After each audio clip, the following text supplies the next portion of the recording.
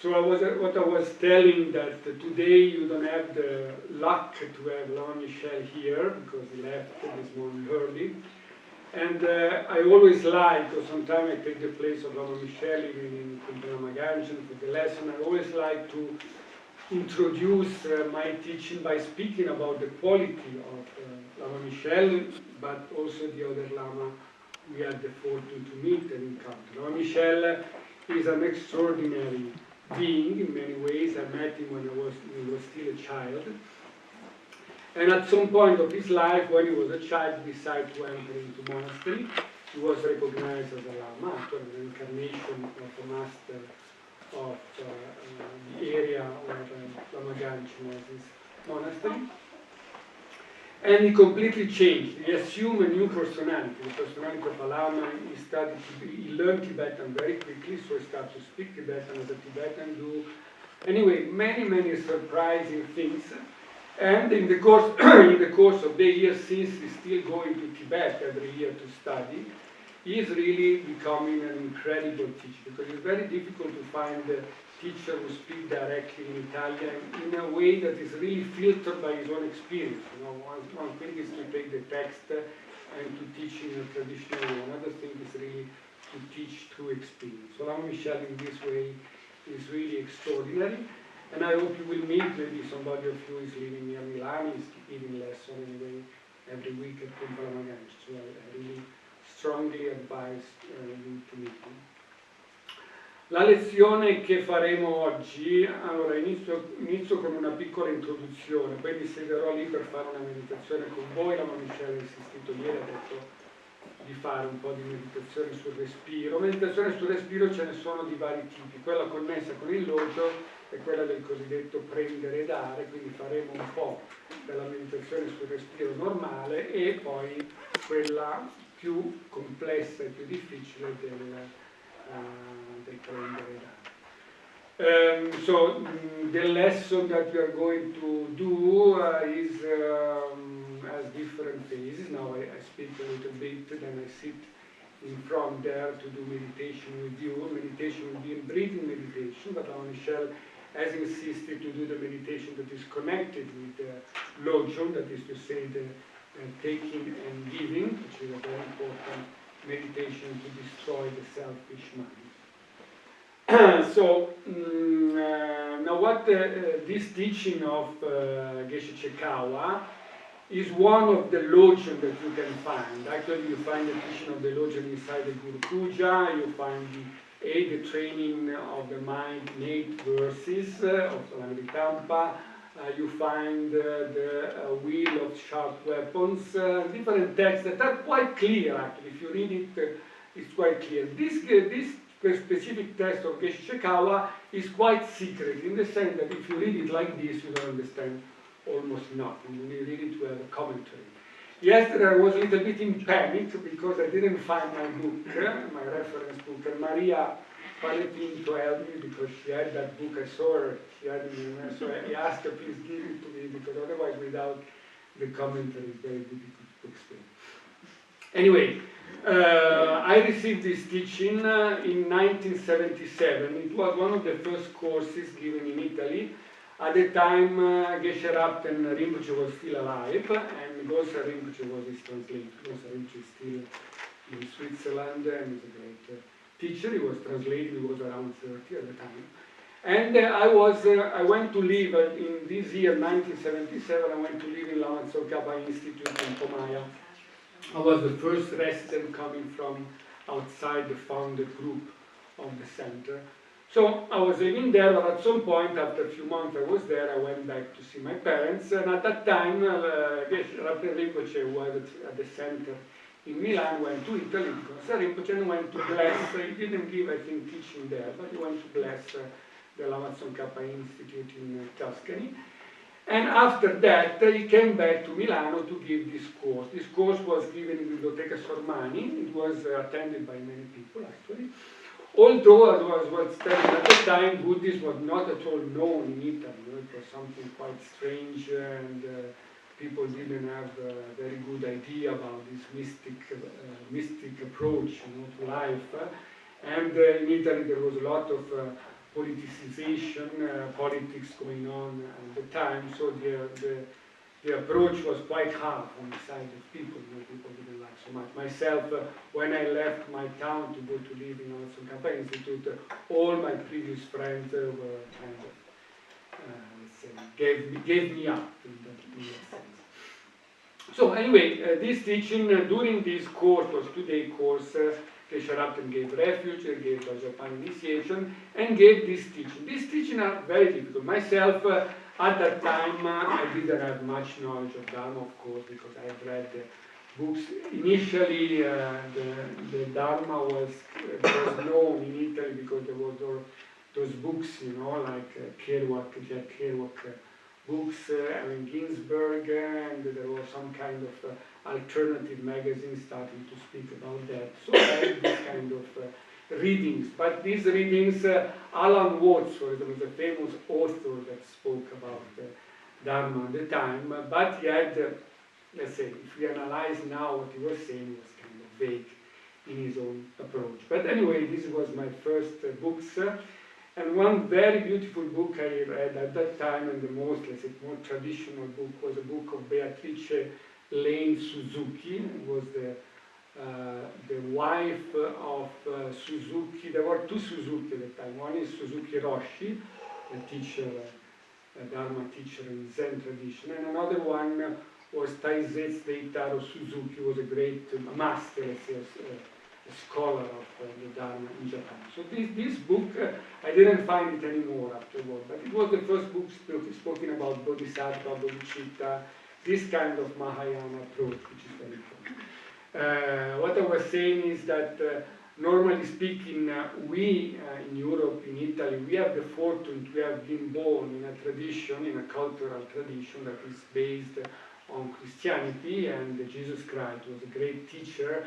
Why? Because if you consider the different religious traditions in the world now, Christianity is the one who has the highest sense of altruistic mind, the sense of the other, the sense of the need of being equal to the other beings. And so this is very important. If you think about other traditions like Hindu, in Hindu there is this system of caste, which is completely, let's say, separating being between high being, low beings. Lama Michel was telling us that recently when the earthquake was there, and Hindu tradition is still there in Nepal. Nepal is even more open than India in general. But Fulvia, a friend of ours that was going around with a translator in Nepal, she was saying this translator is refusing to translate when there is an outcast there. So the system of the classes and the division between beings is very strong there. Here, in our own society, in our own tradition, we have the fortune to have this sense of being loving others like we love oneself, and so many things are, somehow we are very fortunate. Plus, we have the fortune to be in a free society. I decided to become Buddhist many years ago. Nobody created me obstacle. I was not obliged to be a Christian all my life. But at the same time, my becoming a Buddhist was not a separation from being a Christian. I actually rediscover many of the value of Christianity through Buddhism, because Buddhism is really something that allows you to read all the different traditions in a very, let's say, with a key, let's say, key to read and to understand why a spiritual tradition is important, is valid in all sense. So we need to consider ourselves fortunate to be born in a Christian society, because really we can have a choice, but at the same time we can appreciate really what Christianity has offered.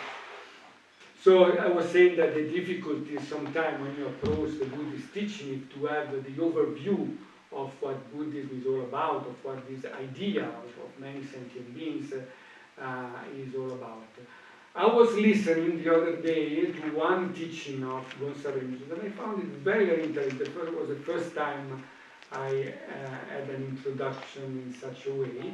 Geshe Rinpoche was saying, you may think, what is the most important value, what is the most important idea, what is the most important in Buddhism. You may think about different things. You may think about the idea, a particular philosophy of life. You may think about the idea of shunyata, of the emptiness of inherent existence. You may think about this love and compassion approach. Actually, he said, the most important thing is Buddhism is sentient being. The central value in Buddhism is sentient being. This was very, very interesting, I thought. It was the first time I heard it in such a way. And if you think about it, it's true. So if you read the life of the Buddha, the approach of Buddha, the mode of practice of Buddha, was only to try to find a solution to the suffering of sentient beings. So this was very important. But who are the sentient beings? Now it's very important. Here there is a difference, in our own culture, because in the Jewish Christian approach, there are a little bit of a difference when considering sentient beings. In Buddhism, you consider different classes of being having the same value, in the sense that all beings in the same way try to avoid suffering and to find happiness. Even if you go to try to kill an ant, the ant try to escape, try to protect herself, and all insect beings, they always try to be happy in a way or another. They have a limited capacity to compare to us, but they try to do in the same way. So the idea in Buddhism is, okay, I'm a single being. There is a whole vast approach that is all like a Southeast Asian approach to Buddhism is based on the idea of the pratimoksha. Pratimoksha is the personal liberation. Moksha is liberation, and prati is personal. So their own idea is we cannot actually work for the benefit of all beings. So we need to find our own freedom from suffering. Basing ourselves on the teaching of Buddha, the Four Noble Truths, but our own goal is to free ourselves from suffering. So the Mahayana approach, which is of course the kind of approach to which this text of Geshe Chekawa belongs, is a completely different approach, in the sense that you not only work for your own personal liberation, it is important, to free oneself. Why? Because if you are not free from samsara, you cannot free other people from samsara too. So it's something, personal liberation is not something that we deny, that we don't follow. But the goal, the ultimate goal, is to try to help all beings. So it's much more vast approach, and it requires a lot of dedication, a lot of courage, a lot of qualities, that we need to have. So the question, I need to translate it into, the question is about sentient beings. When you consider the word of sentient being, who are the sentient beings? Well, for example, the specific question where the plants, for example, are sentient beings. She's asking now, in the kind of life we do, we kill a lot of beings, like even just by going by car, we're being traveling by car, thousands and thousands of kilometers, and we kill many, many beings. So Don was asking about this, how can we do if we kill so many, many beings? So actually, it's true, in this world we do a lot of negative karmas in many ways. But the only advantage that karma has that it can be purified. Who can purify negative karma? A human being. If you have this precious human rebirth, as a human, you have the advantage of being able to purify not only the karma that you do every day, or that you have done in this life, but all the previous life karma can be purified with this precious rebirth that you have now. So we have many means, we have the four opponent power, we have the practice of Vajrasattva, we have the practice of the Buddha, come si dice? Buddha... Della medicina. No, come sono i Buddha, scusate, le recito tutti i giorni. Gli anni Buddha. No, i Buddha... No, i Buddha, i 35 Buddha della confessione, scusate. So the 35 Buddha of compassion and all this kind of practice. So they are extremely powerful because of the blessing of this Buddha and Bodhisattva.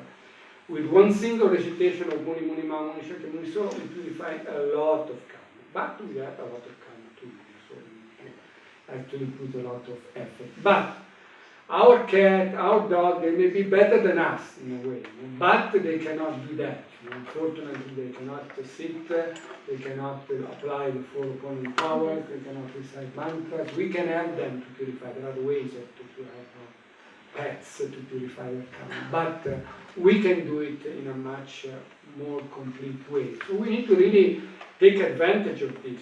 Shouldn't lose this precious opportunity because it's really unique. Being human beings allow us to purify all the karma that we create. So don't lose this opportunity. Try to understand what is the four opponent power. And now we speak about it because I will answer to this question asking about refuge. Anyway, I was reconnecting with the question of the gentleman in front of me who asked about the refuge. So refuge is something that formalizes your wish to follow the Buddhist path. Actually, if you don't, for the refuge, normally speaking, the formal refuge should be, there should be a master. You should recognize the embodiment of Buddha, Dhamma, and Sangha. But there could be the case of somebody who doesn't find any master, any person that feels qualified. And then in that case, he can take refuge in his heart, by himself. But the real refuge is something that comes from the time of the Buddha in the lineage of master and disciple, and it is transmitted to us as a formal ceremony in which we recognize in Buddha, Dharma, and Sangha our own main reference points. So Buddha means enlightened, so all enlightened beings. Dharma is the enlightenment itself and the path leading to enlightenment itself. And the Sangha, sometimes we make confusion because we talk about Sangha as a community of practitioners, like we say the Sangha of Albagnano. But when we take refuge, we don't take refuge in the people that are really in Albagnano, not because they are not Buddha, maybe they are Buddha, but we need to think about the Sangha as those who have reached liberation from the cycling system, liberation from samsara. So the Sangha in the formula of refuge, then we can say, okay, the Sangha of Albagnano, the Sangha of Kumbhaya, this is okay, the way of saying. But when you take refuge, you need to think that the Sangha comprises only those beings who have reached liberation from samsara. So the Buddha is compared to the physician, the Dharma to the medicine, and the Sangha to the nurses that help us. But in this case, special nurses, because these nurses should have at least reached the liberation from samsara. Anyway, she was saying that she had a friend who first tried to practice Buddhism, and then at some point he was a little bit fed up about this idea of emptiness or voidness, and unfortunately I was saying to her that we have this terrible translation, voidness, emptiness, which is actually the emptiness of inherent existence, the lack of inherent existence. And if you think about the void, the empty like this in such a vague way, it's a little bit, nobody wants to be void, nobody wants to know what is the purpose of it. Really, perceiving emptiness makes you feel that the void is the way you perceive reality now. If you have a real experience of emptiness, you feel that this is the most lively experience you ever had in your life. And once you go back to see reality as you see it normally, that is to say it's statics, always saying, it is contrary to the scientific idea. Science says that this pillar is made of energy, atoms moving all the time, changing. We see things in the same way every day, everything static, everything. So this is the emptiness, really. This is the void, or what is really our own perception. And this is the experience of those who really see what really the experience of the lack of inherent resistance is all about, shunyata is all about. So this is something that should be desirable in the sense that this is the end of suffering, because this is the only experience that goes beyond the subject and object. All the experience we have in life is from subject to object. The experience, direct experience of shunyata is without perceptor, and of course you perceive because after you remember it you're right, so you are there. But the way you perceive is completely different.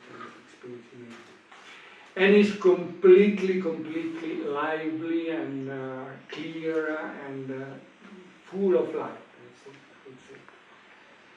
And the only thing that if you don't have enough merits, enough positive karma, you feel afraid because you lose the sense of I. So it can give you a sense of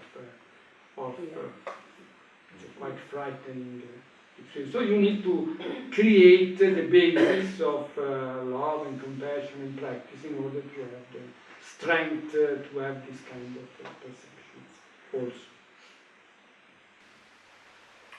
Sangye chedan seki chenala chanchu patu dami gyasushi dagi chinso gipe sonangi jola penchi sangye dupasho Sangye chedan seki chenala chanchu patu dani gyasuchi dagi jiso gipe sonangi jola penchi sangye dupasho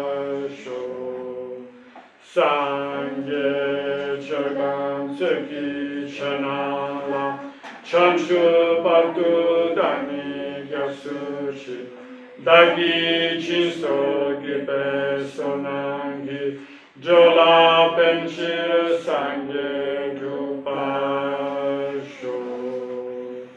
Nel Buddha, nel Dharma e nel Sangha prendo rifugio fino all'illuminazione. Con la pratica della generosità e delle altre perfezioni possa io ottenere lo stato di Buddha per il beneficio di tutti gli esseri esistenti. Quindi adesso andiamo alle lodi, alle 23.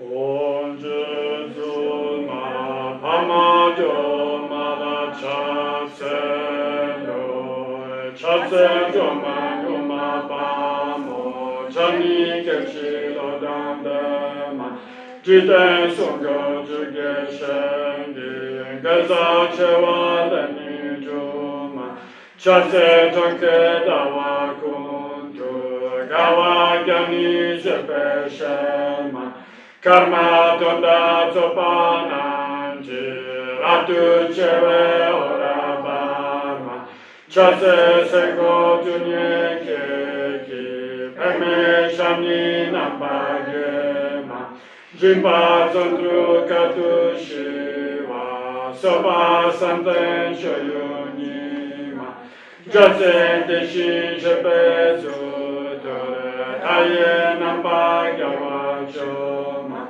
Malu paro jimpato pe Jawi sechi shintu tema Chatse tutara umige Dodan shodan kagama Jiten dupo shakimente Lupa me pagupa numa Jasen jachime la zamba Lula natso wanchu joma Jumbora la disananda Noji zogi tunetoma Chatse teche jandambe ki Paro tukora tujoma Yekyo nyonkan shakinente Me patu pashintu barma Chatse tureji pachempo Duki pawonam pachoma Duki sheji jonye dense Dawo tanche marusoma Chatse konso sunso jaje Sormo tupanam pagyema Malu jogi kolo gembe Ragi nogi sonantuma Chase ratu gawajibe Ugi nogi tewapema Shepera she tutarai Dudan chite wanduzema Chase sachi zoe zona Tanche gupano manima Jonye yowe ike onke Papa tanche nampadoma Jase dawe dumbu puje Jepa tanche shintu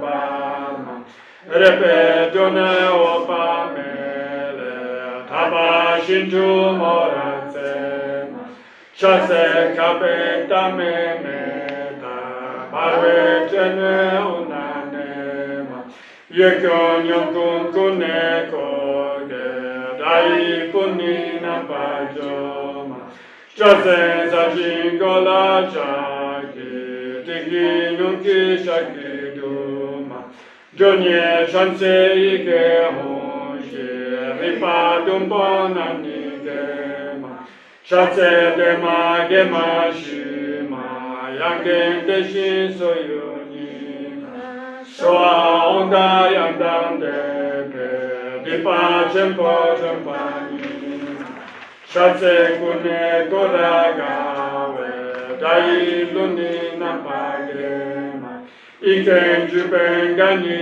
gobe, ripa ule domanima, chase ture shani dambe, ongi nambe sabonima, rira mandara dambije, jide suna yobanima, jase lai soinambe, rita tanche chananama, tarani jo pegige, duna malu paniselma, chase lai sonangyalpo, lada mia chinitema, kunego jagawajichi, soda milanga paselma, Kawajepe, Jenny Pola ora selma, Arani jo tutarae, Shintu japorine selma, Shase teni sunakope, Shiwe tudayandandema, Doda rola no jizona, Jopa ture ragionima, Sawingati topadidam, Chatse wanini society. Ontare tutare tureso,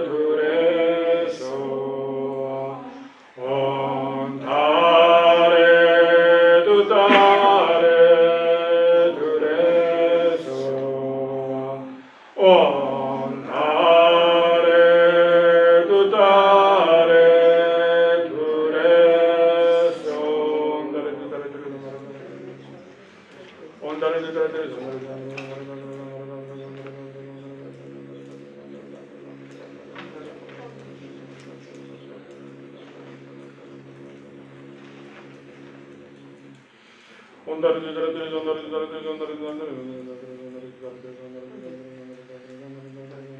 ontare tutare tureso, ontare tutare tureso, ontare tutare tureso, ontare tutare tureso,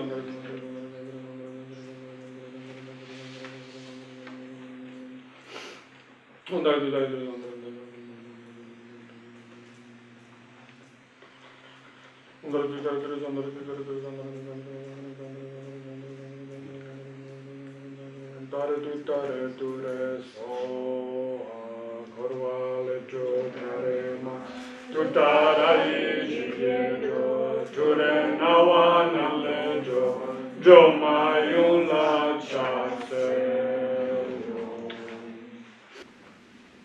So we pray to Guru Aryatara, who is the essence of all the Buddhas and Gurus, in order to be able to realize the path to the ultimate goal of enlightenment, but through this realizing day by day the teaching of the Lojong and transforming our mind from a selfish and self-centered attitude to an altruistic attitude that always think about the benefit of others. So one side we pray to have the force, to have the strength, the continuity, to be able to apply this teaching in our daily life, and at the same time to be able to develop in our mind the direct antidote to the fundamental ignorance of the I, the self-cherishing and self-grasping mind, to be able to eliminate. This is the ultimate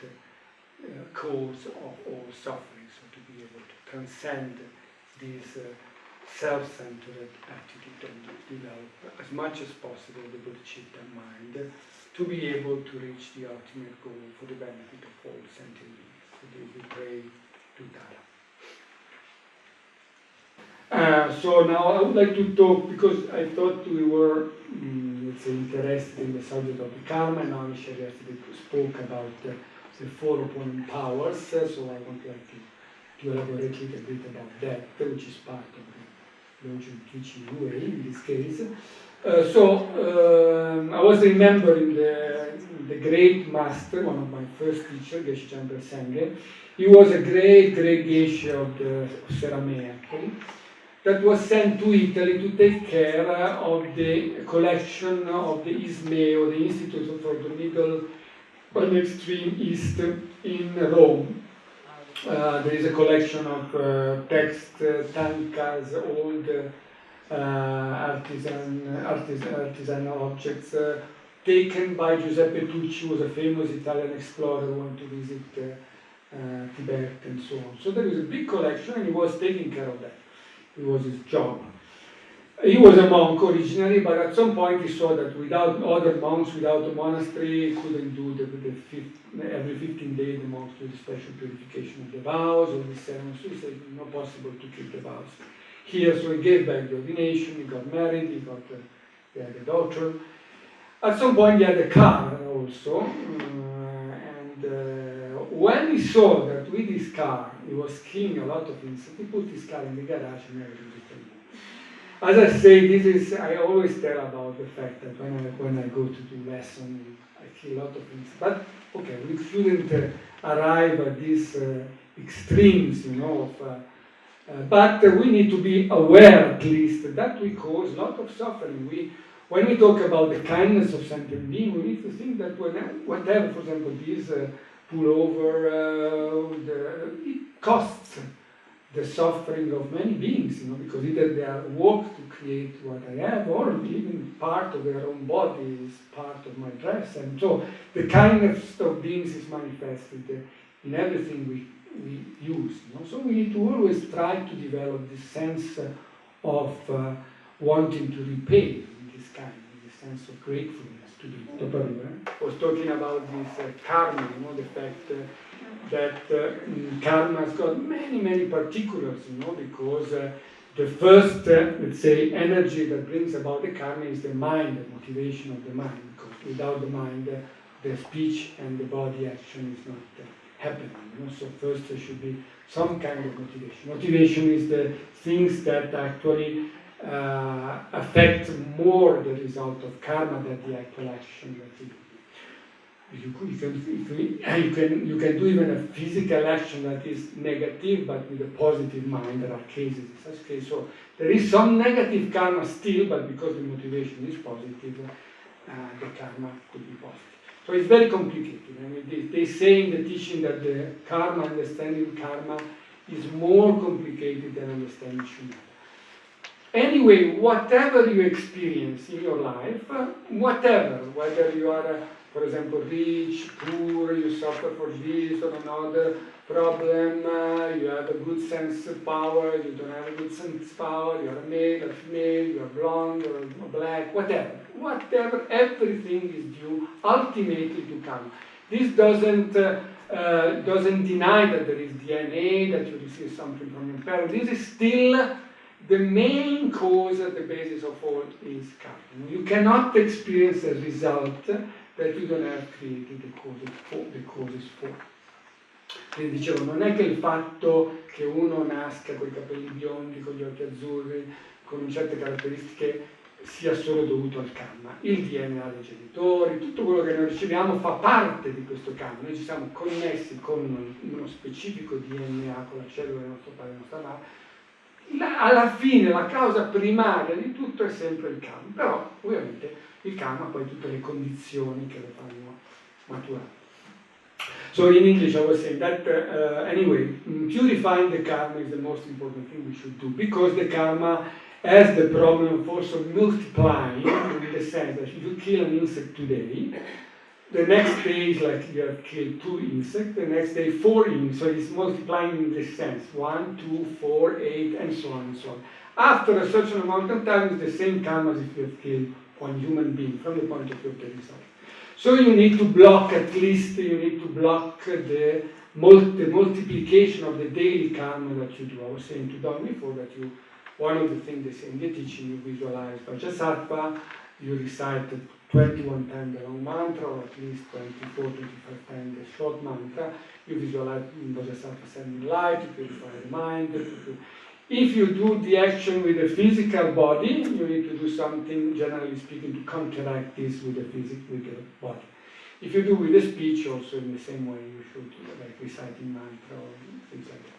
So, yesterday, Lama Michel has introduced the 4 opponent power. This is included in the Geshe Chekawa. I thought it was quite interesting for people here to understand how to purify the negative karma. So, I was talking about there are little differences sometimes in presenting the 4 opponent power. But anyway, when we do negative karmic action, we do either against enlightened beings or saints or pure beings, or against ordinary beings like us, including ourselves. So we need to develop, as the first point, the refuge in the enlightened being, the Dhamma Sangha, and the Bodhichitta, that is to say, the mind, the altruistic attitude, the refuge in connection with the karma we do to the enlightened saint beings, the Bodhichitta in connection to the ordinary beings. I was explaining about the power of the object, why it is different to do a negative karma against an enlightened beings or against our parents, because they have a different power. They have a different power in the sense, from a karmic point of view, we are much more indebted toward the Buddha, toward our parents, than to ordinary beings. Our parents are not more special than any other ordinary beings, but from the point of view of karma, if we insult or kill our father and mother, it is much worse than insulting or killing ordinary beings. So this is because of the power of the object. So the second of the 4 opponent power is the regret, which is very different from the sense of culpability. In Italy, this word is quite common, because sometimes this mea culpa, saying, it's my fault. This is not the right attitude. Michel was talking about this yesterday, in the sense that this is an egoic approach. Saying, me, I made a mistake, I'm wrong. So this is completely distorted, because it goes to increase even more our sense of I. But we need to recognize we are limited beings with limited capacity. We have a lot of jealousy, pride, miserliness, attachments, angers, and so we create daily a lot of negative karma, and we don't want to suffer for that. We say, okay, please, I made a lot of mistakes. I regret those mistakes. I don't want to make it again, but I don't want to suffer for that. So I want to purify it. But it is very important to recognize, I did this in this life, I did this today. Even if I don't remember, I did this in many, many other lives. So we need to somehow, let's say, regret all of this negative karma that we have committed. This is a very important force, the force of regret, the second of the 4 opponent powers. So third point, there are different divisions of these 4 opponent powers. The points are always the same, but sometimes we explain it, dividing it in a different way. The third point in my explanation, which is not mine, but I received from Lamas, is the fact of determining oneself not to repeat the action again. Why? Because one of the aspects of the karma is that we create this tendency to repeat the action. In order to avoid this tendency, we need to say, okay, I've insulted that beings, I don't want to insult them again, maybe come, provoke me, I completely close my mouth, I don't want to insult them. So we try to let's say, with force, with some kind of strength, we try to determine oneself not to repeat that whenever we can. And sometimes we are completely hopeless because our negativities are too strong, but as much as we can, we need to prevent. What we need to do, at the beginning we cannot control so much our mind, we need to work a lot on the mind. So first we need to control the action of the speech and the action of the body. So if we have a lot of jealousy towards another person, the first thing we should do is not involving the other person in our jealousy. Don't go to the person to insult her or to treat her badly because we are jealous, but block ourselves in that and try to work on diminishing this jealousy, using the antidote and so on. This is a little bit similar to what Lama Michel says, it's better to be a forced altruist than a natural, spontaneous, selfish person. So this is very important because it's actually better to control ourselves, to avoid creating more and more karma, involving people in our own karma and so on. So now, what I was to the third point, yes. So now the fourth point is the actual antidote. It's called the power of the antidote. Lo dico prima in inglese. So the power of the antidote is the actual practice that you use to purify that karma. That is to say, there are very powerful, because of the power of the object, which I was talking before. If you recite even a single mantra, Muni Muni Manu Shikami, so for example, even with that single recitation, because the strongest the motivation, the stronger the power of purification. But even like this, Muni Muni Manu Shikami, so without much intention, you purify a lot of karma. It's difficult to understand why, but it's like that. But we have a lot of karma in this, so we need to make effort to use the purificatory practice as much as possible. So I can mention self-healing, for example. I can mention I can mention the long or short mantra of Vajrasattva, the 35 Buddha of confession, the prostrations, and so on. So all these are very powerful because we need to purify a lot of negative karma. These are powerful actions.